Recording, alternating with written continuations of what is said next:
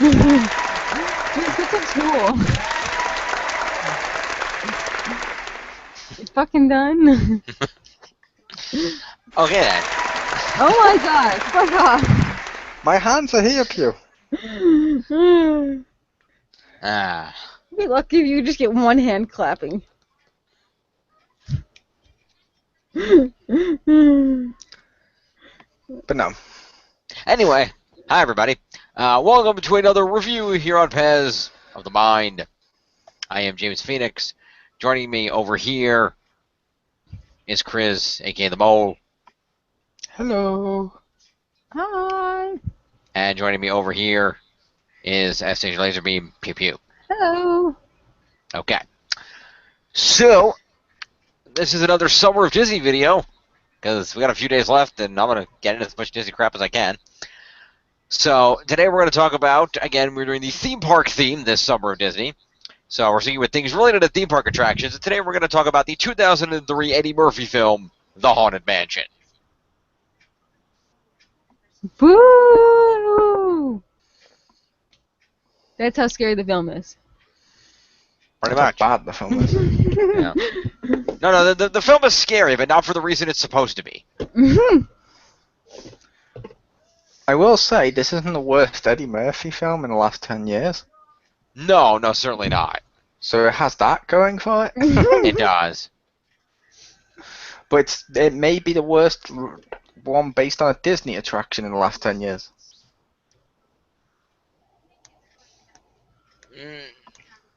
I don't know. The last time we were here, we had George Clooney hitting on an 11-year-old. That's pretty bad. But as we agreed, the film itself was still somewhat good. It's just that was really funny. True.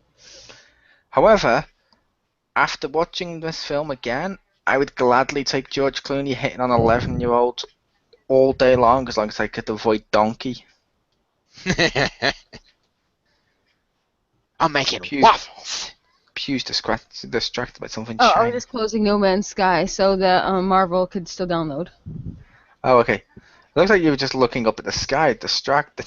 It does. It's really funny. Also, I will say, I don't know if you attended this, and this is completely off topic, but I'm just looking at you and realizing with that hair, you now look like Tracer. Anyway. I already said I totally look like Tracer.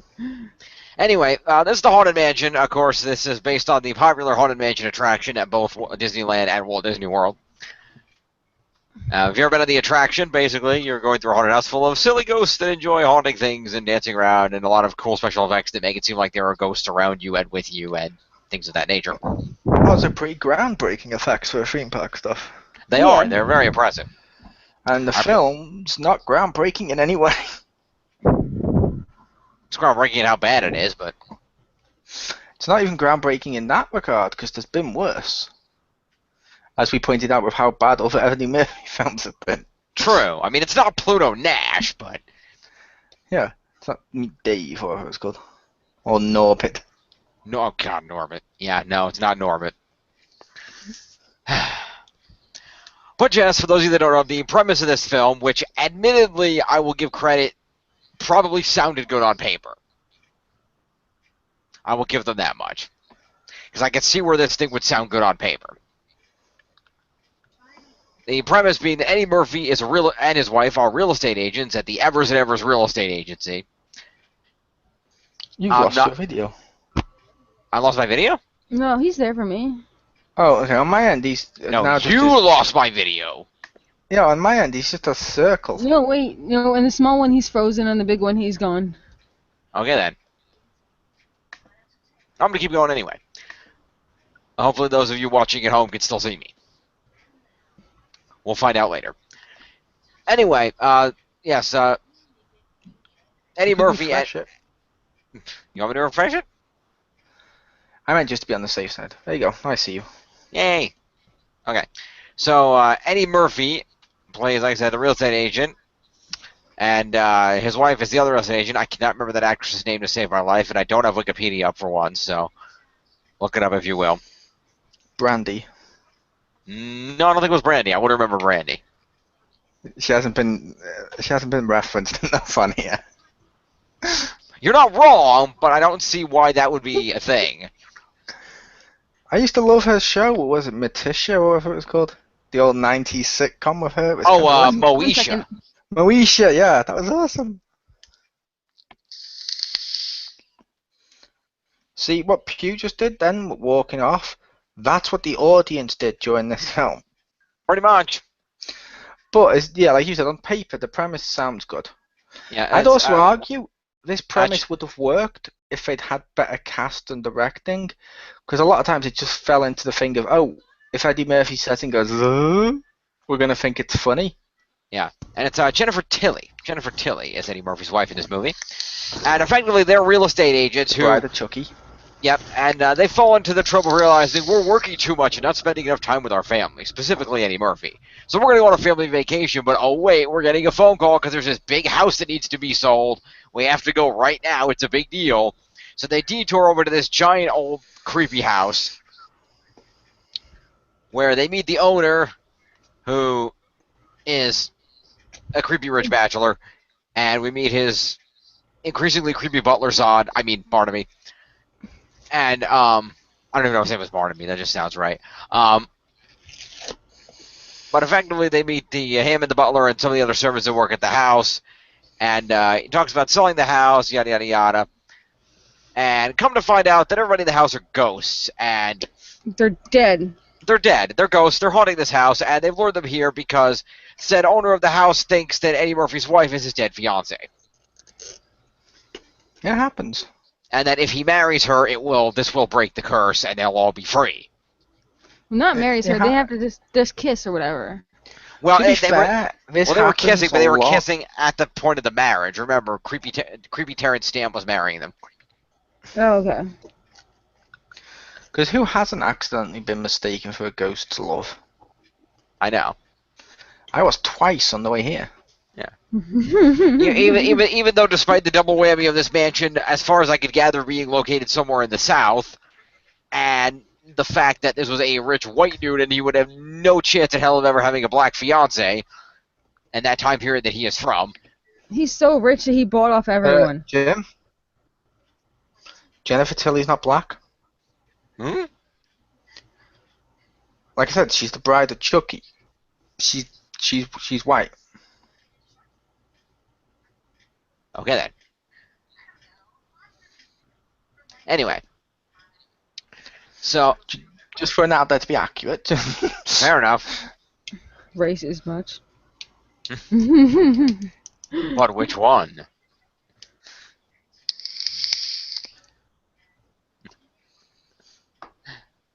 Alright, so selling the house. I can tell with a bunch Jim's of probably ghosts. Googling her now. I can see the screen. He's Googling her. And I'm not wrong. I know who she is. Yeah, so everybody is dead in the house, and then there's this chick in a ball that's like, hey, shit's going on, and follow a ghost ball, and it's like lame, and then the ghost ball Although enters the the ball mom. does feature in the ride, so I can understand why that's there. It features in the Yeah. ride now, it didn't used to. Alright, wow, I was totally wrong. She's Oh. actually she's part Asian. Go figure. I was totally wrong on that. My bad. So I was right when I said she's not black. You were right. I apologize. In the movie, she looked black. I'm gonna be straight up honest. She did. She did look black.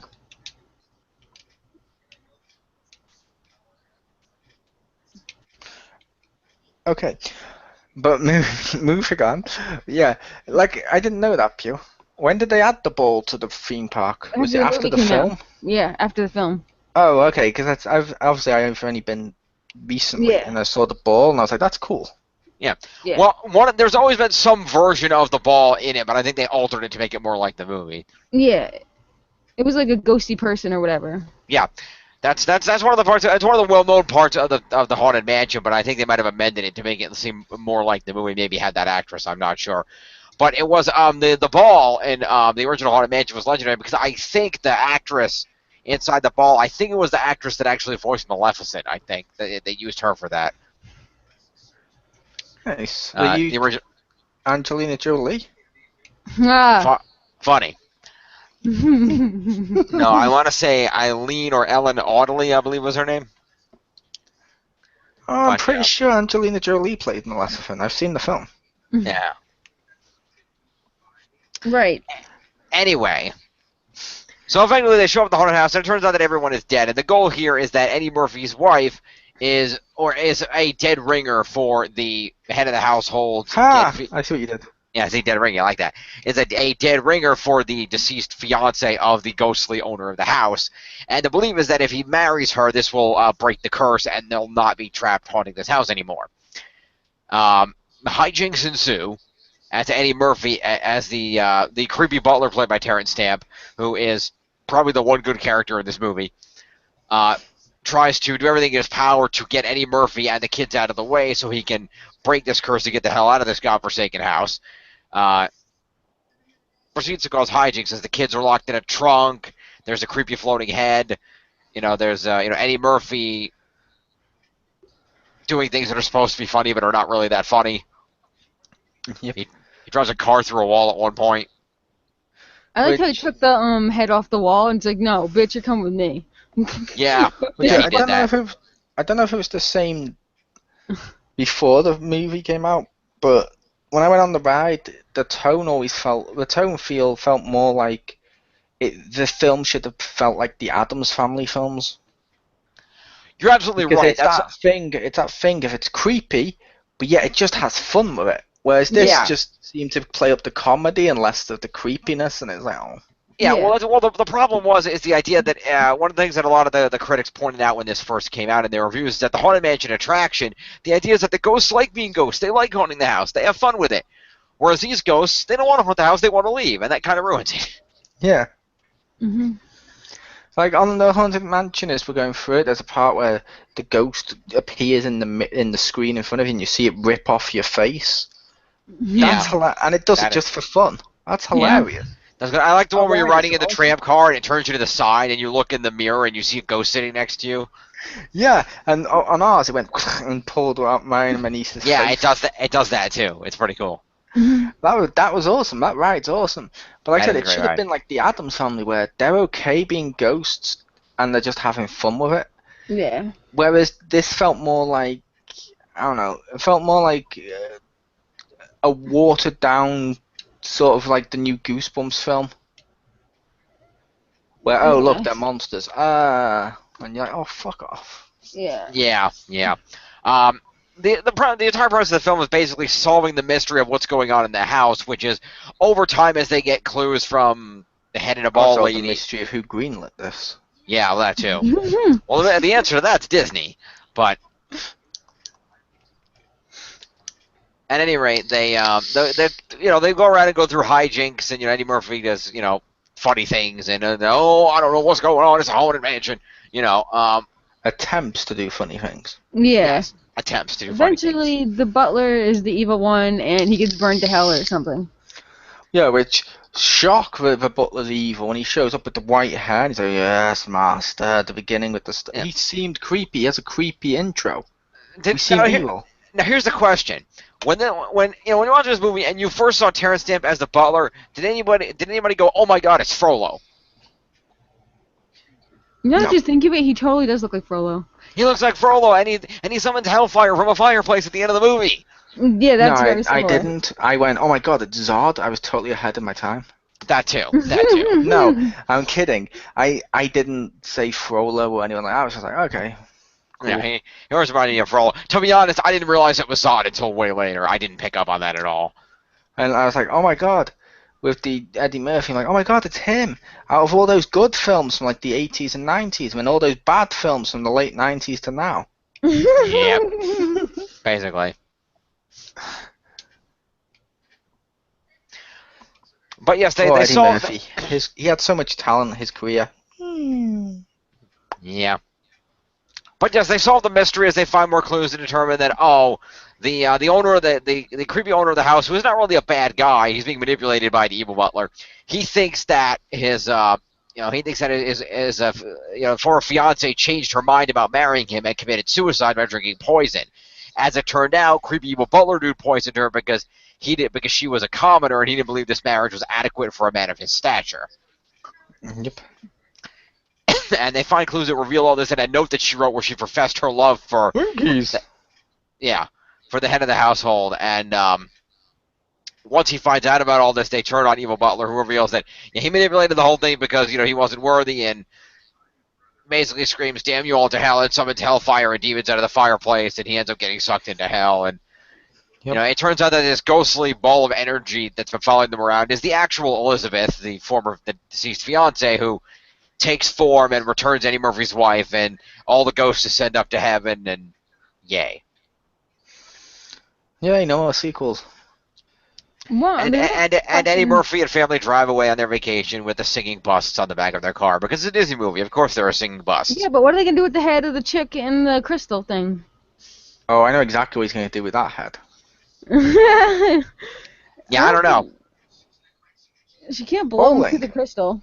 Yeah, the character's called Madame Leota, by the way, if anyone's wondering. Madam, who gives a shit? And give her This credit, she film did a good may job.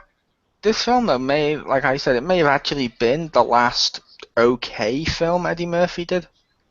Yeah, like I said, I It like wasn't Shrek. His Shrek films were good. His later ones were really terrible. But like I said, this is probably the point that's in between the two. Yeah.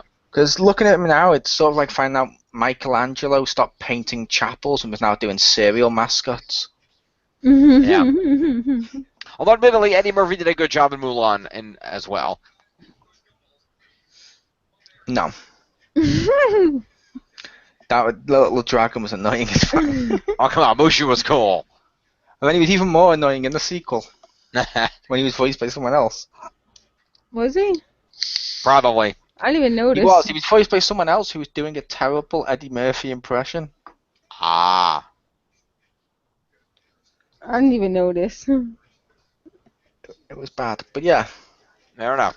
this But film, the effects look good. Yeah, they did a great job with the special effects, and plus they got Wallace Shawn, which is always a plus for any movie. Yeah, the pros for me, I'd say the effects looked good, and the story could have been good if they'd got the tone right and got the right actors for this. Yeah, I agree. The premise was good, and casting Terrence Stamp as the evil butler was brilliant. He did a great job. I would not replace him. To me, this didn't feel like an Eddie Murphy role. It felt more like it was a role designed for like a Bill Murray in the 80s. Yeah. That asshole-ish character who's going to learn his lesson by the end of the film. That sounds about right, yeah.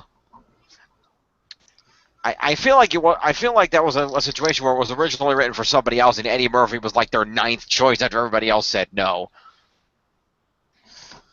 Yeah, Nick Cage, he does everything. Yeah, they should have got Meg Ryan to be the guy.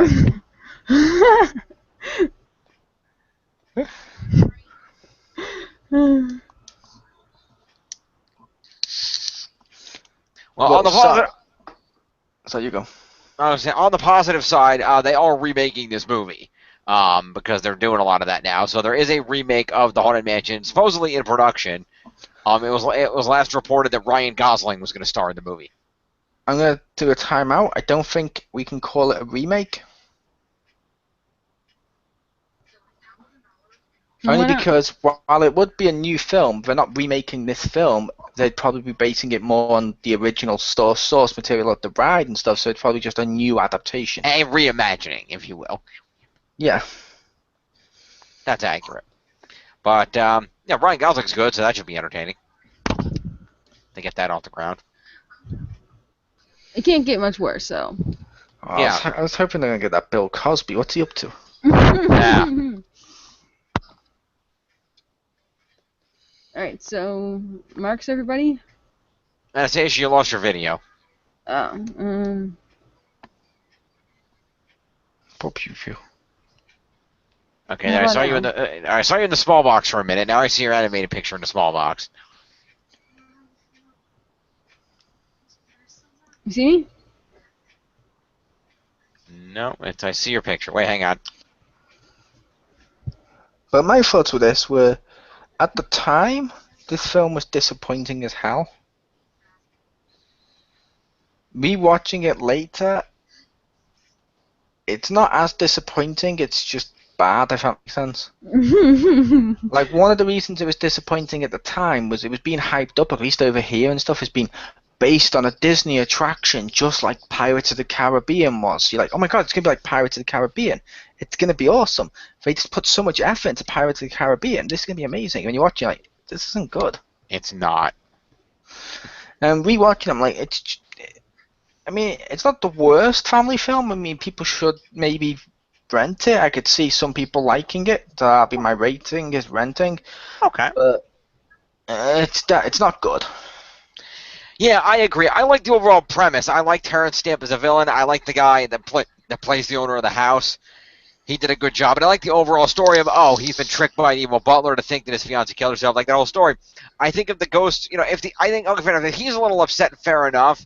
If him and Terrence Stamp are kind of mediocre, but if all the other ghosts are running around having more fun and it's more upbeat, then I can understand that. But I like the overall idea of the premise that they have to, help solve this old mystery with the ghost and things. That was a lot of fun. But it just didn't work because they tried to inject too much Eddie Murphy comedy into it, and the Eddie Murphy comedy just didn't suit the tone of the film. Yep. And with this film, like I said, I used the Addams Family as an example of the tone I feel, just because, at least with the ride, it's like you're welcomed inside and they're all just having fun. That's totally like the Addams, like, oh, come inside our house, and to them, it's not weird as fuck. Yeah, exactly. And that's how this should have been. It should have just been fun. It should have. Pew, final thoughts? Oh, I didn't like it, and I still didn't like it again. And the only thing I liked, and because I had the Burger King trading cards, and they came out, and I liked the Singing Quartet, the trading card, because that was the coolest trading card ever. And then I was sad they weren't really in the movie, and then they sang at the end, and I'm like, oh bullshit! My favorite trading cards were not in the movie, really, and because they had cool looking trading cards, so I was sad about that. So not only was I disappointed, but my favorite trading card character wasn't in the movie originally when I saw it. That sucks. Yeah. Pure as a tail. Oh, yeah. I don't like the movie either. Fair enough. So anyway, I agree. It's worth a watch. It's not the worst movie that Eddie Murphy's ever made or that Disney has put out, but you could do better, and we'll see if the reimagining is any good. Thank you for joining me for the review. Thank you. I am James Phoenix, and we'll see you next time. And next time is going to be tomorrow, and we're going to take a look at Pirates of the Caribbean, the whole franchise in one shot. Be there.